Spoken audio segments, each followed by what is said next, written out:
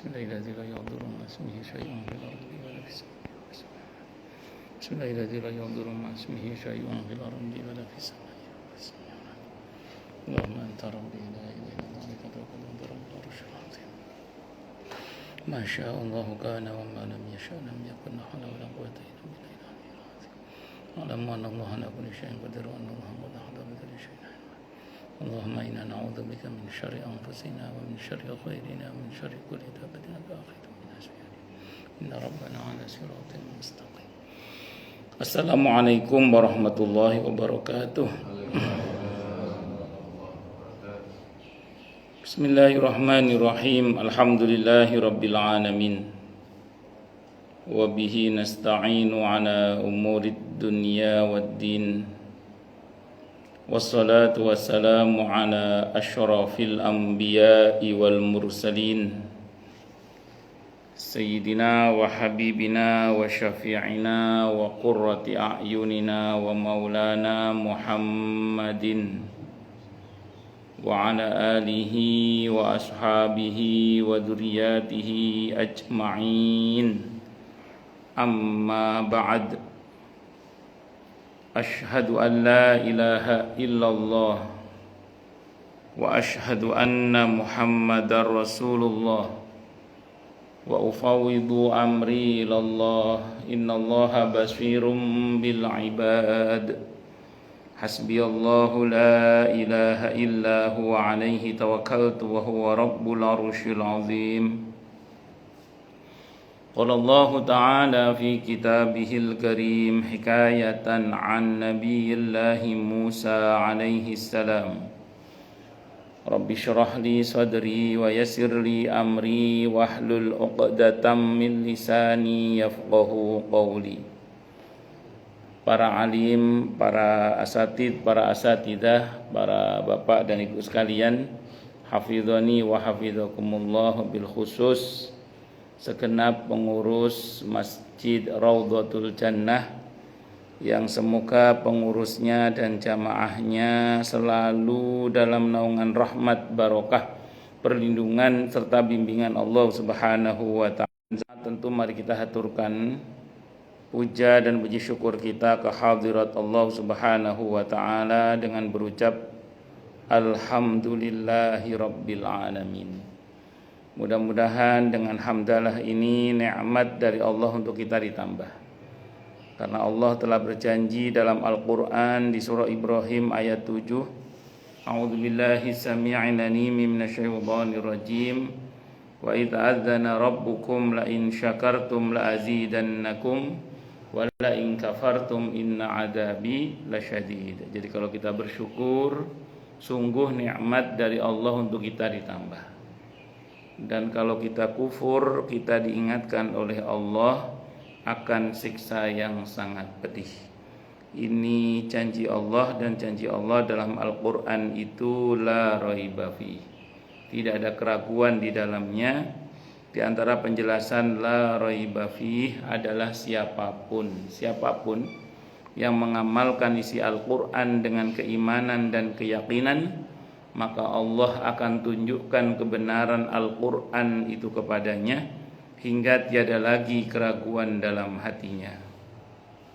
Salawat dan salam semoga tercurah limpahkan untuk junjungan kita Nabi besar Muhammad sallallahu alaihi wasallam. Semoga kita semua diakui sebagai umat beliau. Amin, Allahumma amin insyaallah. Saya wasiatkan terutama untuk diri saya sendiri dan panjenengan semua agar kita semua terus berusaha meningkatkan ketakwaan kita kepada Allah Subhanahu wa taala. Karena dengan takwa itulah kita bisa memperoleh derajat yang sangat tinggi dengan sesungguhnya di sisi Allah Subhanahu wa taala. Hal ini didasarkan kepada firman Allah Subhanahu wa taala dalam Al-Qur'an di surah Al-Hujurat ayat 13. A'udzubillahi sami'il alim minasyaitonir rajim. Ya ayyuhan nasu inna khalaqnakum min dzakarin wa untha wa ja'alnakum syu'uban wa qabaila lita'arafu Inna akramakum indallahi atqakum al-ayah. Wahai manusia, sesungguhnya kami telah menciptakan kalian dari seorang laki-laki dan seorang perempuan, berkembang menjadi bersuku-suku dan berbangsa-bangsa agar kalian saling mengenal. Sesungguhnya yang paling mulia di antara kalian di sisi Allah adalah yang paling bertakwa. Allah juga berjanji akan memberikan bonus bagi siapapun yang sungguh-sungguh bertakwa kepada Allah, berupa solusi atau jalan keluar dari setiap masalah yang dia hadapi. Dan Allah juga berjanji akan memberinya rizki dari arah yang dia tidak duga sebelumnya. Hal ini didasarkan kepada firman Allah Subhanahu wa taala dalam Al-Qur'an di surah At-Talaq ayat 2 dan 3. A'udzubillahi samii'il 'aliim minasyaitonir rajim. Wa may yattaqillaha yaj'al lahu makhraja wa yarzuqhu min haitsu la yahtasib. Dan barang siapa orang yang bertakwa kepada Allah, maka Allah akan berikan dia jalan keluar dan rizki yang tak terduga. Di ayat tempatnya Allah berfirman, wa may yattaqillaha yaj'al lahu min amrihi yusra. Siapa yang bertakwa kepada Allah, maka Allah akan jadikan urusannya mudah. Semoga kita semua minal muttaqin, bahkan lil muttaqina imama. Amin, Allahumma amin insyaallah. Izin minum dulu nggih.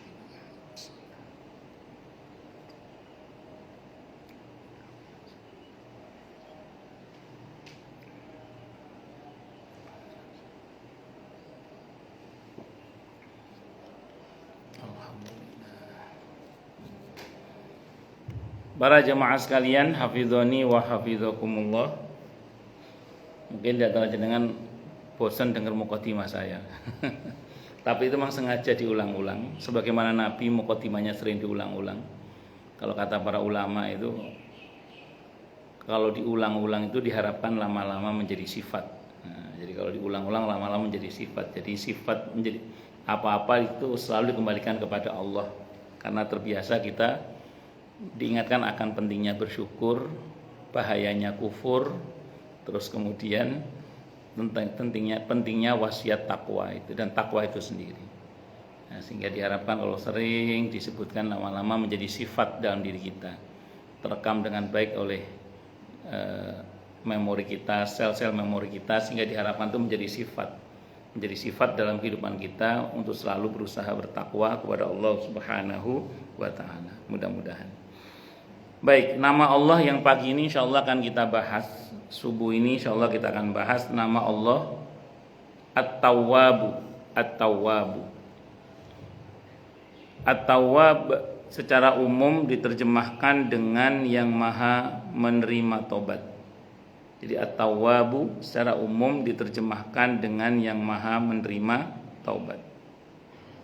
Bahkan Allah adalah zat yang sangat senang menerima taubat hamba-hambanya.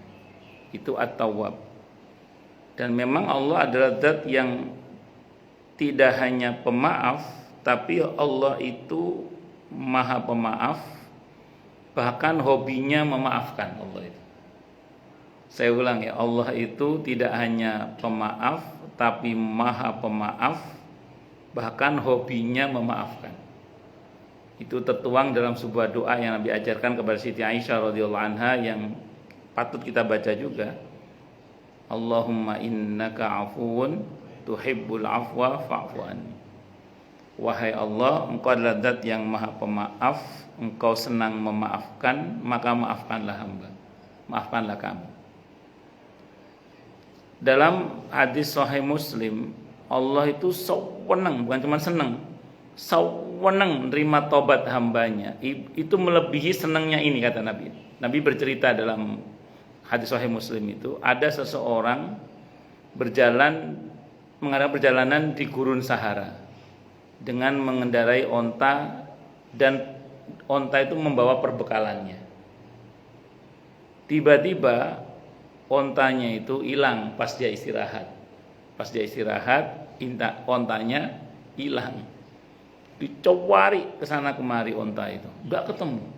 Sementara ini onta membawa perbekalannya kan. Dicari enggak ketemu. sampai capek nyarinya itu. Akhirnya dia beristirahat, duduk di bawah pohon atau di bawah tempat yang teduh. Begitu duduk, tiba-tiba ontanya datang dengan membawa perbekalannya itu. Kira-kira senang apa senang kira-kira? Sewenang, saking sewenangnya sampai ada diksi yang salah yang dia ucapkan. Ini diksi yang dimaafkan oleh Allah. Apa kata dia? Kalau bahasa kita ya, alhamdulillah ya Allah, terima kasih. Engkau adalah hambaku, aku adalah Tuhanmu. Terbalik, saking senangnya itu. Ini kesalahan diksi yang dimaafkan oleh Allah. Nah, sehingga terus kemudian Nabi mengatakan kepada para sahabat, Allah lebih dari itu senangnya. Jadi kalau ada hambanya kembali kepadanya, itu Allah itu sewenang. Bukan cuma senang, sewenang Allah itu. Kurang apa? Sudah bisa dibayangkan apa pokoknya. Mari bersyukurlah pada Allah bagi siapapun yang tidak bosan kembali kepada Allah Subhanahu wa taala. Sehingga para ulama menasihatkan, jangan berhenti bertaubat karena banyak maksiat, tapi teruslah bertaubat sampai bosan maksiat. Itu kata para ulama itu. Jangan berhenti bertaubat karena banyak maksiat. Kadang iblis itu kan guaplei ya iblis itu ya. Jadi sehingga kadang kita itu digoda gitu loh. Alah, paling nanti kamu ya kumat lagi, dan nanti tobatnya nunggu tua. Nah, kalau umurnya sampai tua, kalau nggak sampai tua gimana? Makanya sudah jangan pernah berhenti bertobat karena banyak maksiat. Tapi teruslah bertobat sampai bosan maksiat. Mungkin ada yang mengatakan ya enggak ideal lah, yang betul kan harusnya berhenti. Begini, Allah itu Maha tahu. Siapa yang datang dengan kesungguhan, Allah Maha tahu. Siapa yang datang pura-pura, Allah juga Maha tahu. Dan siapa yang datang dengan kesungguhan plus pengakuan. Artinya gini, hatinya yang paling dalam itu pengen berhenti dari kemaksiatan itu. Hatinya paling dalam pengen berhenti. Tapi fakta di lapangan ada sebagian orang itu yang terjebak oleh dominasi sistem, terjebak oleh dominasi kepentingan, ada yang terjebak oleh dominasi nafsu dan syahwat. Intinya dia tidak berdaya deh. Terlepas dari apakah karena lemahnya iman atau karena memang besarnya nafsu dan syahwatnya, sehingga kemudian dia kalah oleh semua itu. Makanya kan ada prinsip la haula wala quwata illa billah. Tidak ada daya dan kekuatan kecuali dengan pertolongan Allah. Maka terus kemudian ketika dalam kondisi seperti itu, dia datang kepada Allah, dia tobat dengan kesungguhannya, dia datang. Tapi dengan pengakuannya juga, ya Allah, ampuni hamba ya Allah, maafkan hamba ya Allah.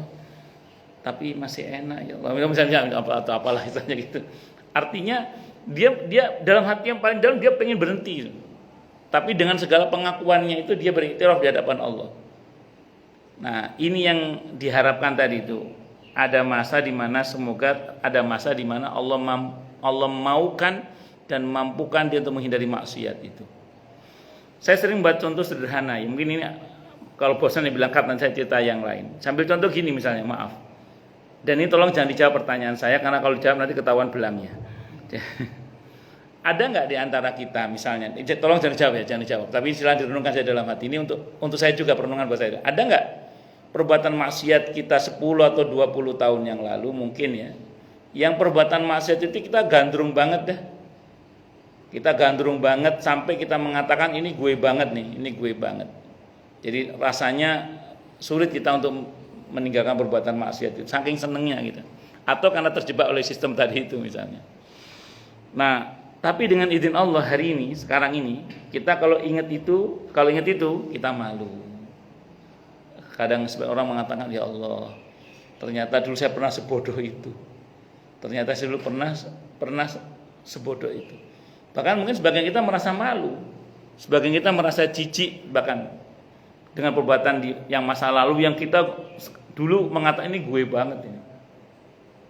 Nah, kalau yang dulu bisa kita tinggalkan saat ini dengan izin Allah, maka yang sekarang sedang terjadi pun sangat mungkin kita akan diberi kemauan dan kemampuan oleh Allah untuk meninggalkan maksiat itu, karena tidak mungkin bagi Allah Subhanahu wa taala. Karena prinsipnya la haula, tidak ada daya meninggalkan maksiat, wala quwwata, dan tidak ada kekuatan untuk taat kecuali dengan pertolongan illa billah, kecuali dengan pertolongan Allah. Makanya saya ulang, bersyukurlah kepada Allah. Dan memang prinsipnya yang membuat kita senang taat, benci maksiat itu hakikatnya memang Allah. Sebagaimana yang Allah tegaskan dalam samping la haula wala quwata illa billah tadi, ada firman Allah dalam Al-Qur'an di surah Al-Hujurat, surah ke-49 ayat 7 itu. Wa'lamu anna fikum Rasulullah law yuti'ukum fi katsirin minal amri la'anittum walakinnallaha habbaba ilaikumul imana wa zayyanahu fi qulubikum wa karraha ilaikumul kufra wal fusuqa wal isyan ulaika humur rasyidun. Ketahuilah bahwa di tengah-tengah kalian ada Rasulullah. Kalau dia mentaati kalian di banyak urusan, niscaya agama ini akan terasa berat bagi kalian. Artinya kalau agama ini nuruti maunya kita berat, Pak. Saya sering bilang di mana-mana itu, nikah itu dalam Islam syarat rukunnya gampang. Yang sulit itu kemauan orangnya. Yang minta resepsi di gedung lah, yang minta maharnya sekian lah, minta hantarannya sekian, minta uang belanjanya sekian. Yang bikin repot itu maunya manusianya. Makanya kalau kita ngikuti aturan dasarnya, nikah itu mudah misalnya. Walimah akikah itu juga mudah. Nah, yang bikin ribet itu karena pengen ada acara ini, ada acara itu mau nggak mau, tapi ya dengan segala konsekuensinya. Nah, selama tidak melanggar syariat silakan saja. Nah, tapi saya ulang, kalau ngikuti maunya yang punya syariat, justru aslinya agama ini mudah. Tidak ada yang sulit. Sholat misalnya, sebagian orang karena nggak tahu ilmunya, dengan dalih karena bajunya kotor nggak sholat, ya malah salah. Dalam Islam itu aturan perihal pakaian yang penting suci, dan kotor itu tidak berarti najis. Misalnya ada orang yang kerja di bengkel atau apa misalnya, dia bisa sholat dengan pakaian yang kotor selama tidak najis. Dan kalaupun najis dan seandainya dia tidak mungkin mengganti bajunya karena satu dan itu dimaafkan dalam Islam. Karena termasuk al-masyaqqatu tajlibu taisir, kondisi yang sulit itu menarik kepada kemudahan. Mudah aturan dalam Islam itu sebenarnya. Terus kata Allah, lau yuti'ukum fi katsirin minal amri la'anitum walakinallaha habbaba ilaikumul imana wa zayyanahu fi qulubikum. Akan tetapi Allah lah yang menjadikan kalian cinta pada keimanan dan menjadikan iman itu indah dalam hati kalian. Maksudnya mencintai keimanan, nih jenengan senang sholat berjamaah di masjid, senang datang ke majelis ilmu, senang baca Al-Quran. Yang buat kita hati senang itu, yang buat hati kita senang itu siapa? Allah. Maaf, mungkin hal seperti ini beberapa puluh tahun yang lalu bagi kita hal yang kita tidak suka begini. Kita lebih suka liane air lah gitu. Di subuh ini saat kita di masjid ini, di beberapa tempat yang lain mungkin ada sebagian orang yang mungkin tidak hanya tidak sholat subuh tapi bermaksiat kepada Allah yang lain juga. Ya tidak sholat subuh itu sudah durhaka besar itu, cuman ditambah lagi dengan maksiat yang lain. Allahu Akbar. Jadi singkat kata singkat cerita, bersyukurlah pada Allah ketika hati kita dibuat oleh Allah mencintai hal-hal yang berkaitan dengan keimanan atau meningkatkan keimanan. Terus karena kita dibuat hati kita oleh Allah senang pada aktivitas yang meningkatkan keimanan, maka secara otomatis juga Allah buat kita wa karraha ilaikumul kufra wal fusuqa wal isyan. Dan Allah buat kalian benci pada kekufuran, kefasikan dan kemaksiatan. Ulaika humur rasyidun, kata Allah. Mereka inilah orang-orang yang rasyid. Rasyid itu aslinya orang yang cerdas. Orang yang cerdas mendapatkan petunjuk dari Allah Subhanahu wa ta'ala. Nah, orang yang di atas petunjuk Allah Subhanahu wa ta'ala. Jadi itulah yang tadi saya katakan, jangan berhenti bertobat karena banyak maksiat, tapi teruslah bertobat sampai bosan maksiat. Dan perjalanan kita kembali kepada Allah itu asal kita saya ulang, Allah Maha tahu apakah kita sungguh-sungguh atau pura-pura, Allah Maha tahu. Tidak ada yang sia-sia insyaallah. Tidak ada yang sia-sia. Perjalanan kita menuju kepada Allah asal kita sungguh-sungguh tidak ada yang sia-sia. Pertama, karena Allah menjamin langsung dalam Al-Quran di surah Al-Ankabut. Al-Ankabut surah ke-29 ayat 69 itu. Walladzina jahadu fina lanahdiyannahum subulana. Dan orang-orang yang mau berjuang, berjihad, bersungguh-sungguh untuk sampai pada keridhaan kami, maka sungguh kami akan antarkan dia. Kalau terjemahannya tunjukkan, tapi kata hadayahdi itu maknanya tidak hanya ditunjukkan tapi diantarkan. Saya sering contohkan gini ya. Dalam bahasa Arab itu kan ada dalla yadullu, dalil itu petunjuk. Hadayahdi, hidayah itu juga petunjuk. Bedanya apa? Begini. Di situ Allah pakai kata, pilihan kata hidayah ya, hadayahdi. Lanahdiyannahum. Ada orang nanya ke kita, "Pak, mana masjid?" "Oh, sana, Pak, sana, Pak." Ini namanya dalil. Dalil namanya. Jadi petunjuk tapi kita nggak nganter. "Mana masjid, Pak?" "Sana, Pak, sana." Dalil namanya itu. Kalau begini, "Pak, mana masjid, Pak?" "Sana, ayo saya antar." Nah, itu hadayahdi itu namanya. Itu petunjuk dalam arti tidak hanya ditunjukkan tapi diantar.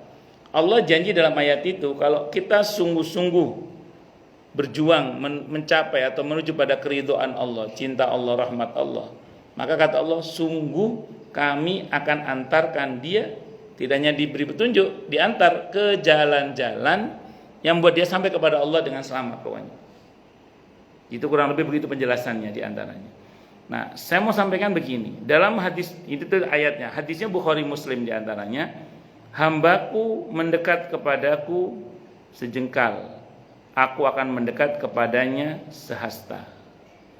Hambaku mendekat kepadaku sehasta, aku akan mendekat kepadanya sedepa. Hambaku mendekat kepadaku sambil berjalan, aku akan mendekat kepadanya sambil berjalan cepat atau berlari. Intinya apa coba? Semua aksi baik kita menuju kepada Allah mengundang reaksi yang lebih baik dari Allah. Pokoknya kita aja deh. Semua aksi baik kita menuju kepada Allah itu mengundang reaksi yang lebih baik dari Allah. Enggak sama, lebih baik pasti itu. Karena dalam Islam itu ada rumus, kebaikan akan dibalas dengan kebaikan kali 10. Makanya ketika kita mendekat kepada Allah, semua aksi baik kita menuju kepada Allah akan mengundang reaksi yang lebih baik dari Allah. Allah merespon dengan yang lebih baik itu maksudnya. Makanya nggak usah khawatir, asal kita serius kembali kepada Allah, sudahlah sampai kita, nggak usah khawatir. Asal kita bersungguh-sungguh. Walaupun mungkin ada beberapa ulama kita bahkan dalam ceritanya itu kepontal-pontal, kembali kepada Allah itu kepontal-pontal itu ya ada. Tapi karena memang dasar tujuannya memang betul-betul Allah tujuannya, maka sampai juga dengan izin Allah. Paling enggak tercatat dalam sejarah bagaimana beliau bergelar misalnya sebagai ulama yang saleh misalnya, atau al-arif billah. Sebut saja misalnya Fudail bin Iyad. Siapa yang tidak tahu beliau dulunya siapa? Tapi perjalanan yang menuju kepada Allah membuat beliau dikenal sebagai seorang ulama besar, wali besar dengan izin Allah Subhanahu wa taala. Siapa yang tidak kenal Al-Imam Al-Ghazali rahimahullah, yang pernah keplanting ke filsafat bebas tadi, pernah keplanting ke paham kebatinan. Terakhir beliau pernah menjadi seorang faqih yang kemudian berhasil mengkombinasikan antara fikih dan tasawuf sekaligus, sehingga menghasilkan sebuah karya yang sangat fenomenal dalam banyak bidang fikih dan tasawuf, sehingga beliau bergelar Al-Arif Billah itu misalnya. Siapa yang tidak kenal Abul Hasan Al-Asy'ari rahimahullah yang sempat menjadi aktivis Mu'tazilah, kalau sekarang Islam kiri lah gitu ya. Itu 40 tahun. Kepontal-pontal sana kemari dengan izin Allah, akhirnya berujung menjadi seorang ulama ahli sunnah. Siapa yang tidak kenal, banyaklah. Tidak semua ulama jalannya mulus. Imam Asy-Syaukani rahimahullah itu sebagian dulu Syiah beliau itu. Imam Asy-Syaukani rahimahullah. Seorang Syi'i beliau. Akhirnya dengan izin Allah menjadi ulama ahli sunnah itu. Banyak yang kepontal kesana kemari. Artinya pokoknya bismillah lah, nggak usah khawatir. Asal dalam hati kita sungguh-sungguh menuju kepada Allah, kita akan dibantu oleh Allah untuk sampai kepada Allah dengan selamat insya Allah. Ya, tentu kita berusaha dengan membekali dengan ilmu. Tidak hanya modal semangat, tapi juga bermodalkan apa? Ilmu yang sungguh-sungguh kita pelajari. Tapi intinya kesungguhan itu dulu deh, modal awalnya itu. Karena nanti Allah akan merespon dengan mengirim seseorang atau situasi atau kondisi atau lingkungan yang buat kita insya Allah akan sampai kepada Allah dengan selamat. Itu insya Allah itu seperti itu. Allahu Akbar. Tapi intinya tadi poin kesungguhan dalam kita menuju kepada Allah Subhanahu wa taala. Asal kita sungguh-sungguh, enggak usah khawatir sampai kita kepada Allah dengan selamat. Insya Allah. Dan semoga kita termasuk yang sungguh-sungguh itu. Amin Allahumma amin insyaallah. Ini kita mau bangun sebelum subuh ini tanda sungguh-sungguh deh. Insya Allah. Kita mau tidak habis sholat subuh nggak mau pulang duduk di masjid mendengarkan majelis ilmu ini, insya Allah juga tanda semua sungguh-sungguh. Allahu Akbar. Kata at-tawwab terambil dari akar kata yang terdiri dari huruf ta, waw dan ba, taubun atau tabayatubu tauban. Maknanya ada hanya satu, yaitu kembali. Jadi tabayatubu tauban itu maknanya cuma satu, yaitu kembali. Karenanya begini, taubat itu tidak semata-mata lisan yang beristighfar. Kalau disederhanakan gini, orang yang beristighfar itu belum tentu bertobat. Tapi orang yang bertobat pasti beristighfar, gitu aja. Saya ulang ya, orang yang beristighfar itu belum tentu bertobat. Tapi orang yang tobat pasti beristighfar. Gitu. Kok bisa gitu Ustaz? Gini, ini rumus ya. Taubat itu kan mensyaratkan satu an-nadam, menyesal. Taubat itu mensyaratkan apa? An-nadam, menyesal. Yang kedua al-azam, komitmen untuk tidak mengulangi lagi. Itu taubat. Yang ketiga al-iqla', konkret meninggalkan perbuatan maksiat itu. Kata Imam Nawawi, sampai sini kalau kita sungguh-sungguh dalam tiga hal tadi itu, hubungan dengan Allah beres, selesai udah. Menyesal, komitmen tidak mengulangi lagi, konkret meninggalkan perbuatan maksiat. Untuk hakullah ini selesai, beres. Untuk hakullah. Ini pembahasan yang paling simpel dari Imam Nawawi. Nanti kalau kita baca Ad-Dzakir Imam Al-Qurtubi ada lagi yang lain. Tapi secara umum tiga ini. Namun kalau berkaitan dengan hakul adami ada tambahannya, harus istihlal. Istihlal itu minta halalnya, minta maaf. Kalau ada hak yang diambil harus dikembalikan, 5 itu.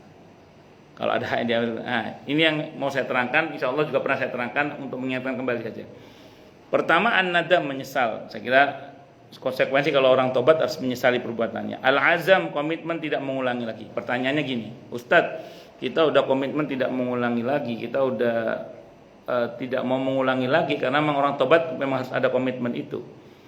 Tapi namanya manusia Ustadz, entah berapa waktu yang akan datang, namanya manusia tadi mungkin kalah oleh dominasi sistem, kalah oleh dominasi kepentingan, atau kalah oleh dominasi nafsu dan syahwat.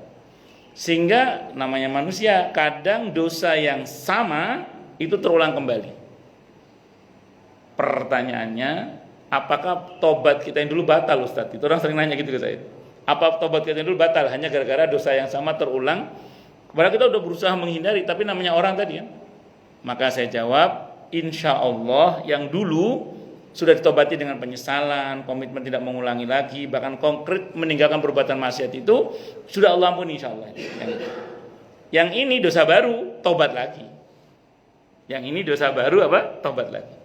Itu yang saya bilang, jatuh bangun lagi, putus sambung lagi, bengkok luruskan lagi, kotor mandi lagi, terus sampai ketemu Allah pokoknya. Bisa dimengerti ya?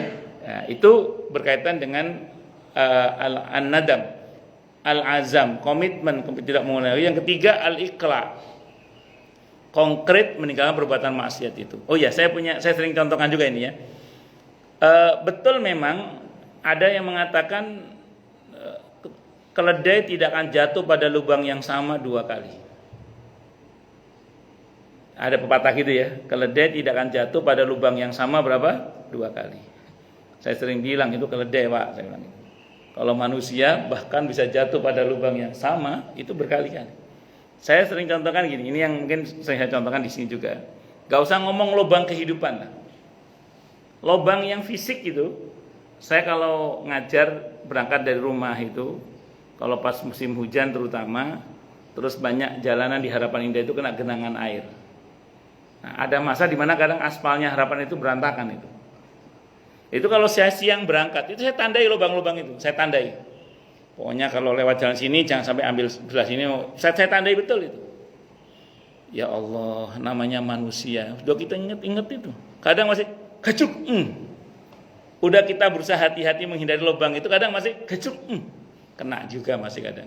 Entah karena kita lupa, entah karena sambil mikir apa gitu, atau ya tadi udah kita tandai tapi ternyata kita salah perhitungan. Dalam jarak yang sedikit aja udah kena lagi. Nah itu saya bilang itu lubang fisik gitu. Lalu bagaimana dengan lubang dosa atau kehidupan? Sangat mungkin orang terjebak kembali pada dosa yang sama. Tapi catatan pentingnya tadi an-nadam, al-azam, al-iqla', konkret meninggalkan perbuatan maksiat itu. Kemudian yang keempat, minta maaf. Dan di dalam meminta maaf ini para ulama membahas intinya satu, membuat ridho orang yang telah kita zalimi. Membuat orang yang kita zalimi itu memaafkan kita. Itu prinsipnya dulu. Dan di dalam meminta maaf itu, kalau versi Abu Lais As-Samarqandi rahimahullah atau Ibnu Taimiyah rahimahullah, itu tidak wajib mengucap atau menjelaskan kesalahan kita kepada orang lain itu. Kalau Imam Syafi'i lain, kalau Imam Syafi'i belum berpendapat harus menjelaskan kesalahannya kepada orang lain. Agak berat kalau Imam Syafi'i itu. Tapi kata Ibnu Taimiyah yang sahih enggak usah aja. Kata Abu Lais juga gitu. Kenapa? Karena lebih baik orang itu enggak usah tahu, sehingga enggak perlu sakit hati, daripada kita beritahu malah sakit hati. Itu kata para ulama itu gitu. Dan kalimat meminta maaf itu tidak harus mengatakan saya minta maaf ya. Tapi komitmen memperbaiki hubungan itu merupakan bagian dari permintaan maaf itu sendiri.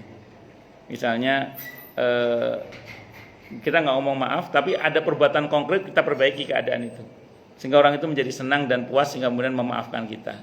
Itu sudah cukup, daripada berulang-ulang minta maaf tapi nggak ada perubahan sama sekali. Misalnya, maaf ya saya punya utang sama kamu belum bayar, tapi nggak bayar gitu ya. Mending konkret segera bayar itu baru lebih memuaskan. Nah, terus yang terakhir tadi yaitu mengembalikan apa yang sudah kita ambil kepada yang berhak. Wa'addi kulladzi haqqin haqqahu. Dan sinilah kadang sering untuk kasus hakul adam ini banyak kasus yang sering saya contohkan juga di sini ya. Ada orang yang mungkin sudah meninggal orangnya, atau nggak jelas di mana rimbanya, atau fitnahnya terlampau besar kalau kita meminta maaf. Misalnya mantan. Sehingga kalau Anda hubungi dia takut dikira ngarep, samping dia sudah punya suami misalnya, terus kemudian kita juga sudah punya istri, takut fitnahnya besar lah ya. Maka kalau mengkhawatirkan semua itu, dalam kitab At-Tazkirah Imam Al-Qurtubi, dan kata beliau ini ulama tidak ada khilaf, kata Imam Al-Qurtubi, mintakan ampun kepada Allah untuk mereka yang kepada mereka kita punya salah. Maka Imam Ghazali rahimahullah dalam kitab Minhajul Abidin itu membuat satu istighfar ya, yang beliau ambilkan dari spirit beberapa ayat yang berkaitan agar kita meminta ampun kepada Allah untuk diri kita muslimin muslimat, termasuk untuk orang-orang yang kepada mereka kita punya salah. Redaksinya kurang lebih astagfirullahalazim li wali walidayya wali ashabil huquqil wajibati alayya. Kalau Anda hafal enggak apa-apa, enggak hafal pakai bahasa kita juga enggak apa-apa. Ya Allah, ampunilah dosa hamba dan dosa kedua orang tua hamba dan dosa orang-orang yang kepada mereka hamba punya kewajiban untuk minta maaf atau mengembalikan hak tadi itu. Kalau enggak bisa bahasa Arab pakai bahasa kita juga enggak apa-apa. Ya Allah, ampunilah hamba, ampunilah juga kedua orang tua hamba, guru-guru hamba dan orang-orang yang kepada mereka karena susah enggak hafalnya, hamba ada kewajiban minta maaf. Dan itu dengan kesungguhan kita mintakan ampun kepada Allah. Dan yang kedua kata beliau sedekah atas nama mereka. Kalau memang tidak mungkin ya, tidak ketemu orangnya, sedekah atas nama mereka. Untuk sedekah ini saya sering bilang ke jamaah itu yang paling simpel itu gini. Pokoknya kita dalam hati ngomong aja sama Allah sekarang, mulai dari sekarang atau yang sudah alhamdulillah. Ya Allah, pokoknya sedekah hamba sebagiannya hamba niatkan untuk orang-orang yang kepada mereka hamba punya kewajiban mengembalikan hak mereka. Kata Imam Al-Qurtubi, tetap dengan ketentuan kalau ketemu sama orangnya kita bayar. Kalau ketemu, ya namanya bibi kantin di sekolah dulu waktu SMA, beli kerupuk 3 bayar 1 misalnya. Atau teman waktu SMP kita pernah pinjam barangnya nggak pernah kita kembalikan, tapi udah kita cari di WA grup nggak ketemu juga, di kelompok alumni juga nggak ketemu juga, entah kemana orangnya, nggak jelas ribanya. Atau tetangga yang pernah kita ambil jambunya, yang tetangga kita udah meninggal dunia juga nggak tahu di mana anak cucunya misalnya gitu ya. Atau kita tidak punya kemampuan membayar karena sudah habis hasil korupsinya misalnya. Ya sudah, pokoknya ya Allah, pada sebagian apa yang saya sedekahkan itu saya niatkan untuk mengembalikan hak kepada mereka yang hamba punya kewajiban mengembalikan hak itu. Udah niatkan, setelah itu Anda lupa tidak apa-apa, yang penting Allah tidak pernah lupa. Jadi pada sebagian sedekah hamba ya Allah, saya niatkan untuk itu. Misalnya gitu. Ini misalnya. Kalau Anda sadar terus ya alhamdulillah. Kalau sedekah pokoknya atas nama. Ini kalau kata Imam Al-Qurtubi, para ulama la khilafalah. Ulama tidak ada beda pendapat tentang masalah ini. Insya Allah dengan itu kasusnya diselesaikan oleh Allah di akhirat nanti, atau dibantu untuk selesai. Ya, ada diselesaikan atau dibantu oleh Allah untuk selesai, namanya syafaat dengan izin Allah Subhanahu wa taala. Asal di dunia kita sudah berkomitmen untuk seperti itu. Allahu Akbar. Taba yatubu taubatan. Dan taubat ini fauran, seketika. Orang yang tidak segera bertobat, dosanya itu paling enggak 2. Yang pertama, dosa perbuatan dosa itu sendiri. Yang kedua, dosa tidak segera bertobat. Jadi selama dia tidak segera bertobat, dia berdosa terus. Kenapa? Karena bertobat itu wajib. Ya ayyuhalladzina amanu tubu taubatan nasuha. Hei orang-orang yang telah beriman, taubatlah dengan taubatan nasuha, yang sungguh-sungguh. Jadi kata para ulama, taubat itu seketika dan taubat itu wajib hukumnya. Kalau ada orang yang tidak bertobat, dosanya double, 2. Pertama, dosa itu sendiri.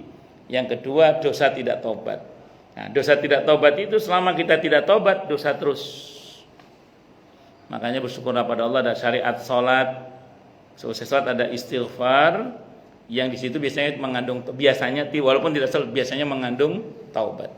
Astagfirullah, astagfirullah, astagfirullah, astagfirullahaladzim alladzi la ilaha illa huwal qayyum wa atubu ilaih. Itu seperti itu. Ada yang udah boleh pakai azim Ustaz. Ada dalilnya, pakai azim itu ada dalilnya, enggak usah khawatir. Pakai azim itu ada dalilnya, enggak usah khawatir. Nah, tidak ada riwayat yang menyebutkan menggunakan azim itu ada, walaupun ada yang tidak menggunakan. Nah, yang salah itu yang enggak pernah beristighfar, pokoknya gitu aja. Nah, terus kemudian kata tauban atau taubun atau taubatun dengan atau tanpa al ditemukan 11 kali. Tabayatubu tauban itu ditemukan 11 kali tanpa al. Dengan atau tanpa al ditemukan 11 kali, di mana kesemuanya menunjuk kepada Allah, dan hanya sekali saja kata ini berbentuk jamak tawabin. Kata tawab, di mana yang dimaksud adalah orang-orang yang bertaubat. Allah berfirman dalam Al-Quran di surah Al-Baqarah 222 itu, innallaha yuhibbut tawwabina wa yuhibbul mutatahhirin. Sungguhnya Allah mencintai orang-orang yang bertobat dan mencintai orang-orang yang bersesuci.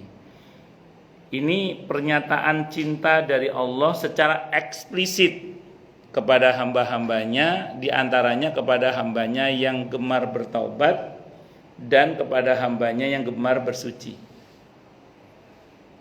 Para nabi dan rasul itu tidak punya dosa karena sudah Allah ampuni.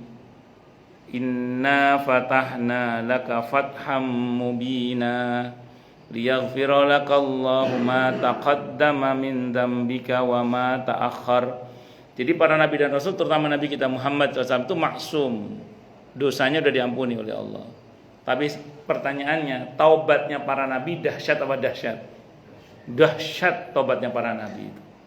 Padahal tidak punya dosa, tapi taubatnya luar biasa. Nabi Adam dengan Rabbana dzalamna anfusana wa illam taghfir lana wa tarhamna lanakunanna minal khasirin. Beliau salah, ya nabi tidak bebas salah, tapi nabi bebas dosa. Kesalahannya tidak berdosa, itu para nabi. Kalau Ibnu Katsir membela Nabi Adam itu begini, menarik dalam tafsir Ibnu Katsir. Kurang ini intinya ya. Nabi Adam itu bukan salah maksiat, dalam arti salah yang sengaja durhaka kepada Allah. Kalau kata Ibnu Katsir intinya Nabi Adam itu salah ijtihad. Salah ijtihad.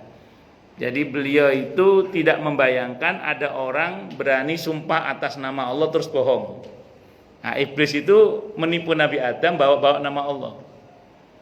Karena Nabi Adam mengukur ke dirinya, karena beliau nggak akan berani bohong atas nama Allah. Kesalahan orang baik adalah nganggap orang lain seperti dia gitu. Sebagaimana kesalahan orang yang jahat nganggap semua orang kayak dia juga gitu. Nah, ternyata di luar dugaan, ternyata iblis berani bohong atas nama Allah. Sehingga beliau salah ijtihad. Kalau kata Ibnu Katsir mengutip pernyataan Ibnu Abbas, kalau seorang hakim saja berijtihad dalam hadis Sahih Bukhari, benar pahalanya 2, salah pahalanya 1, apalagi Nabi Adam. Jadi Nabi tidak mungkin dosa. Tapi taubatnya jangan tanya. Rabbana dzalamna anfusana wa illam taghfir lana wa tarhamna lanakunanna minal khasirin. Nabi Yunus salah, mungkin salah beliau, tapi berdosa tidak. Tapi tobatnya jangan tanya, la ilaha illa anta subhanaka inni kuntu minadh dhalimin. Nabi kita Muhammad sesamanya dijamin itu dalam satu kali duduk, kata Nabi, istighfarku tidak kurang dari 100 kali. Sekali duduk. Dan kalau misalnya itu tidak Nabi lafadzkan, dengan apa Nabi beristighfarnya? Hati. Hati itu cepat loh istighfar hati itu. Kalau lisan terbatasi oleh kemampuan bibir bergerak. Contoh ya, astagfirullah, astagfirullah, astagfirullah, astagfirullah, astagfirullah, astagfirullah, astagfirullah. Misalnya gitu ya. Untuk dapat 100 itu agak butuh waktu yang lama. Tapi coba jenengan istighfar dalam hati, los dol. Anda lepas hati Anda beristighfar. Itu seangguan itu bisa dapat 100. Kenapa? Karena istighfarnya hati cepat. Nah, tentu Nabi terlatih dengan hatinya. Kalau kita mungkin masih pelegak-peleguk tidak apa-apa, tapi yang penting latihan.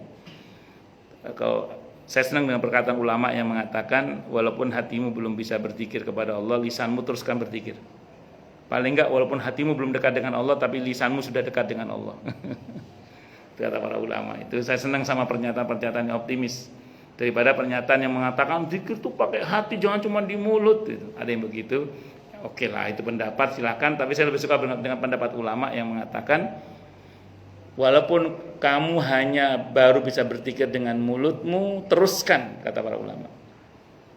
Walaupun hatimu belum bisa berzikir, teruskan dengan mulutmu, itu kata ulama. Karena paling tidak walaupun hatimu belum dekat dengan Allah, paling enggak mulutmu sudah dekat dengan Allah. Itu kata para ulama. Itu sama dengan orang ketika di raudhah bareng sama saya kan, kalau raudhah lagi crowded penuh itu dulu ya, sekarang katanya udah lebih tertib katanya. Pakai apa namanya? Barcode ya. Dulu masih belum tertib itu. Otomatis kan kita lewat depan ya, lewat pintu Babu Salam itu. Lewat depan itu, pintu yang depannya raudhah itu, jalan menuju keluar ke arah Baqi itu. Pas melintasi di raudhah itu ada bapak-bapak nanya ke saya. Pasal kita nempel di pembatasnya raudhah itu. Pak, ini kita di mana, Pak? Ini di dekat raudhah, Pak. Ini kita di raudhah. Enggak, kita di luar raudhah, Pak. Raudhahnya ini, Pak, ini. Jadi pembatas Quran, ini raudhah itu. Karena ini rumah Nabi kan ini mimbar. Oh, terus gimana caranya masuk ke raudhah? Kalau badan kita enggak mungkin masuk, Pak. Tapi tangan kita mungkin masuk, Pak. Udah, tangannya masukkan ke raudhah, Pak, tangannya, Pak. Akhirnya beliau dan saya memasukkan tangannya ke raudhah sambil berdoa, nangis beliau berdoa sama Allah itu. Tangannya taruh di raudhah gitu. Badannya di luar raudhah, tangannya di dalam raudhah.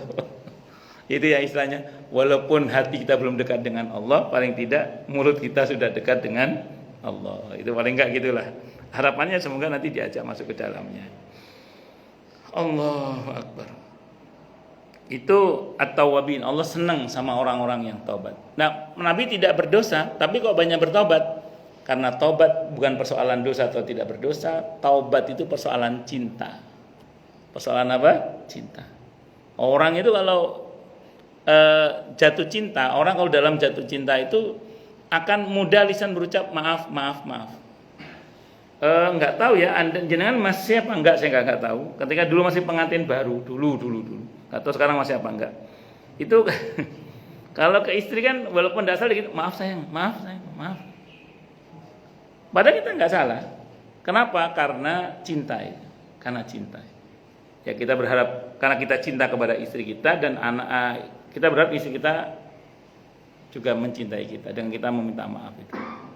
Walaupun memang aturan yang tidak tertulis sih memang istri tidak pernah salah. Yang kedua kalau istri salah maka kembali ke aturan yang pertama gitu. Ya tapi itu terserah jenengan lah, itu bukan urusan saya. Tapi intinya kalau orang cinta memang akan mudah minta maaf. Kita ke anak kita aja, kalau kita sayang sama kita, aduh maaf ya sayang, nak maaf ya. Kenapa? Karena kita cinta, padahal kita tidak salah. Dan kita tidak mau anak kita kecewa. Maka kepekaan para nabi kepada Tuhannya Allah Subhanahu wa taala itu luar biasa. Dikit-dikit minta maaf. Kenapa? Karena cinta. Karena cinta. Makanya orang yang cinta kepada Allah pasti istighfarnya banyak. Nah, pasti taubatnya juga banyak. Dalam arti kembali kepada Allah tadi itu, karena udah enak sama Allah itu.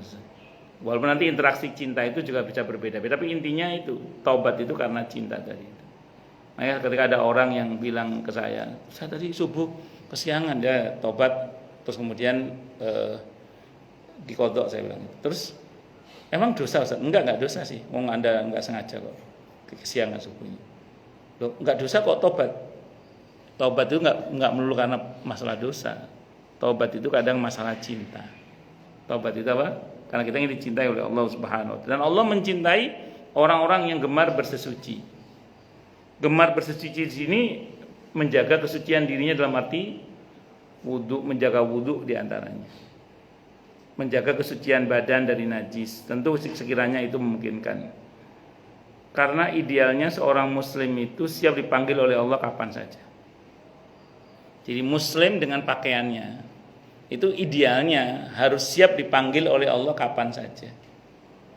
Jadi sewaktu-waktu Allah panggil untuk sholat, dia sudah siap sholat dengan pakaiannya itu dan dengan keadaan dirinya yang memang sudah masih terjaga wudunya.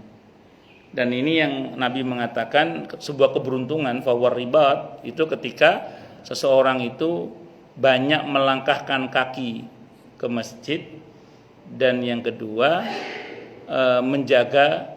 menjaga kesucian atau berwudu di saat dimana dia tidak suka. Kita batal wudu. Bagi yang terbiasa, alhamdulillah. Bagi yang tidak terbiasa kan berat itu. Tapi Allah suka itu. Itu membuat kita cepat melesat tinggi di sisi Allah. Itu diantaranya itu. Nah, makanya Allah menyatakan cintanya kepada orang yang menjaga kesuciannya. Tapi tolong ini jangan salah paham ya, karena kejadian ketika saya masih di Surabaya. Ada seorang istri ngaji, mungkin belum tuntas ngajinya, Pak. Belum tuntas ngajinya. Diterangkan oleh ustadznya bahwa kalau mau tidur disuruh wudhu terlebih dahulu. Tidur pun dalam keadaan suci. Masalahnya suaminya cerita ke saya. Istri saya itu saya pegang. Astagfirullah mas. Masya Allah. Loh, nyapa dek? Kenapa katanya? Jaga wudhu katanya. Loh, jaga wudhu disentuh sama suami tidak mau. Terus gimana yang betul itu? Gini saya bilang. Ini mungkin ngajinya belum selesai, saya bilang itu. Mau tidur wudhu aja udah. Bahwa nanti tidur bersama dengan suami, ditemok-temok suami itu ibadah yang lain, saya bilang gitu. Batal ya batal, rapopo. Tapi ya jangan terus menghindari. Kenapa? Karena disentuh suami atau maaf berpelukan dengan atau apapun dengan suami kan itu ibadah yang lain toh. Nah, itu jadi saya bilang. Jadi yang penting mau ke kasurnya wudhu dulu. Bahwa setelah batal gara-gara ditemok-temok suami itu tidak apa-apa. Karena itu kebaikan yang lain dan itu Allah cinta juga. Bukan cuma cinta banget karena hukumnya wajib itu. Berkaitan dengan suami istri tadi itu. Paham ya? Jadi jangan mentang-mentang udah jaga wudhu terus sentuh suami, astagfirullah mas. Jadi ceritanya Surabaya itu gitu, istrinya itu disentuh sama saya, astagfirullah, masya Allah. Jangan. Pokoknya disentuh suami itu ya itu ibadah tersendiri. Itu diantara makna diantara ayat berkaitan dengan at-tawwab, termasuk nanti berkaitan dengan Nabi Adam yang diajari oleh Allah dengan doa Rabbana dzalamna anfusana wa illam taghfir lana wa tarhamna lanakunanna minal khasirin. Itu Allah yang ngajar langsung sebagaimana Allah sebutkan dalam surah Al-Baqarah ayat 37 itu fatalaqa adamu mir rabbih kalimatin fataba alaihi innahu wat-tawwabur rahim. Baik, silakan yang mau tanya dulu deh. Tanya, protes, marah boleh silakan. Masalah yang lain boleh mau kalau ada. Kalau nggak ada berarti jelas semua atau tidak jelas. Monggo Pak, monggo. Waalaikumsalam warahmatullahi wabarakatuh. Kalau bicara tentang taubat kan berarti mau tahu tentang konsep dosa juga sebenarnya. Nggih. Apakah kita itu juga memikul dosa? Ada hal-hal yang kita tidak sadari atau kita Bagus. Dan sekarang ini kan syubhat tinggi sekali ya. Betul. Di lingkungan sosial media Nggih. apapun lah. Sampai itu kita nggak tahu kalau kita itu sedang berbuat dosa. Gitu. Oke. Hal-hal seperti ini dihitung dosa nggak, Ustaz? Bagus. Dan apakah ada tanggung jawab untuk bertobat untuk hal-hal yang tidak kita sadari? Bagus. Baik. Bismillahirrahmanirrahim. Apa-apa yang kita kerjakan tanpa sengaja, tanpa kita sadari, atau tersalah yang tidak sengaja karena lupa dan macam-macam, sudah dijamin oleh Allah untuk umat Nabi kita Muhammad SAW, sudah dijamin oleh Allah diampuni sebelum dosa itu dilakukan. Bahkan masuk dalam jaminan firman Allah, Rabbana la tu'akhidna in nasina au akhtana. Nah, nanti sekali waktu kalau Bapak berkesempatan baca tafsir ayat itu, termasuk hadis qudsi berkaitan dengan ayat itu ayat itu berkenaan dengan awal mulanya, sabab nuzulnya ya. Ketika Allah mengatakan intubdu au tukhfuhu yuhasibkum billah. Awalnya di situ awalnya. Di ayat sebelumnya itu. Di Al-Baqarah juga, di akhir Al-Baqarah ada ayat mengatakan intubdu au tukhfuhu yuhasibkum billah. Apa yang kamu kerjakan secara terang-terangan maupun yang sembunyi-sembunyi dalam hati semua akan dihisap oleh Allah. Sahabat merasakan berat gitu Pak. Beliau sowan kepada Allah, kepada Nabi kita Muhammad SAW dan mengeluhkan, ya Rasulullah, kalau semua dihisap, termasuk yang dalam hati yang kan kita tahu hati kita ini berisik banget Pak. Pikiran sehingga ada istilah otak monyet juga itu kan. Otak kita juga kadang luar biasa. Sahabat mengeluhkan itu Pak. Ya Rasulullah, kalau semua dihisap habis kita ini. Jawaban Nabi apa Pak? Apa kalian mau seperti Bani Israel yang mengatakan sami'na wa asoina? Kata Nabi gitu Pak. Sudahlah katakan sami'na wa ata'na. Akhirnya para sahabat, ya sudah ya Rasulullah, kami menyatakan sami'na wa ata'na. Nah, begitu para sahabat mengatakan sami'na wa ata'na, turun ayat berikutnya yang menginformasikan tentang keringanan, bahwa apa yang kita tidak sanggup menghindarinya terkait dengan lintasan-lintasan dalam hati atau yang kita tersalah tanpa sengaja atau lupa, semuanya sudah Allah ampuni bahkan sebelum perbuatan itu dilakukan. Rabbana la tu'akhidna in nasina au akhtana.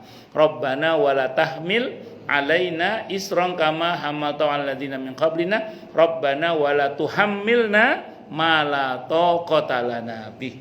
Nah, jadi memang ada perbuatan-perbuatan dosa yang mungkin kita tidak bisa menghindarinya atau tidak sengaja melakukannya atau karena keterbatasan pengetahuan kita, tapi semua itu sudah Allah maafkan asalkan dari awal kita tidak sengaja niat durhaka. Tapi catatannya gini ya, sebenarnya semua itu bagian dari al-udhru bil jahli juga diantaranya. Jadi pemaafan dari Allah karena sebuah kebodohan. Kebodohan itu dimaafkan oleh Allah kalau kita berusaha belajar. Orang itu tidak akan dihukum oleh Allah karena kebodohannya, asal dia mau belajar. Tapi kalau dia tidak mau belajar, Allah akan tetap hukum dia bukan karena kebodohannya, tapi karena mualnya, muales tidak mau belajar. Nah, jenengan saya kita semua kalau masih mau belajar Pak, masih mau bertanya kepada ahlinya, mau membaca, mau mendengar, insya Allah banyak dikasih udzur oleh Allah. Nah, saya kira itu Bang ya. Wallahu a'lam bishawab. Saya malah pernah ada jamaah nanya ke saya gini, Ustadz, saya ini sudah berusaha beramal selama ini dengan amalan yang menurut saya itu benar, kata dia gitu, menurut saya benar. Tapi belakangan ada teman yang ngomong ternyata amalan saya itu salah, Ustadz. Pertanyaan saya, apakah saya dosa, Ustadz, kata dia gitu. Saya jawab gini, yang pertama, tunggu dulu Bu, jangan buru-buru mengatakan amalan Ibu selama ini menurut Ibu benar, tiba-tiba salahnya gara-gara teman ngomong itu salah. Ibu harus memperlebar wawasan dulu. Kan maaf, ada sebagian orang itu asal ada sesuatu yang tidak sesuai dengan yang dia mau, terus langsung kasih stempel syubhat misalnya. Padahal bukan syubhat itu, kita tidak tahu saja. Mas saya bilang ke beliau, Ibu lebarkan dulu pengetahuannya, nanya sama ahlinya, apa betul perbuatan Ibu selama ini salah, atau jangan ini perkara khilafiyah. Saya bilang gitu, itu pertama dengan beliau. Akhirnya beliau saya suruh cari informasi dulu terkait dengan masalah itu, apa betul. Itu arahan saya kepada beliau. Apakah perbuatan Ibu selama ini betul apa tidak betul, betul-betul tidak betul atau salah lah, kawan. Itu pertama. Yang kedua, saya bilang ini, taruhlah misalnya Ibu salah, misalnya ternyata betul amalannya salah, temannya betul, jadi temannya meluruskan dia dan temannya benar misalnya. Saya sampaikan ke beliau gini, insya Allah si Ibu masuk dalam ayat tadi, Rabbana la tu'akhidna in nasina au akhtana. Karena Ibu bukan sengaja bersalah.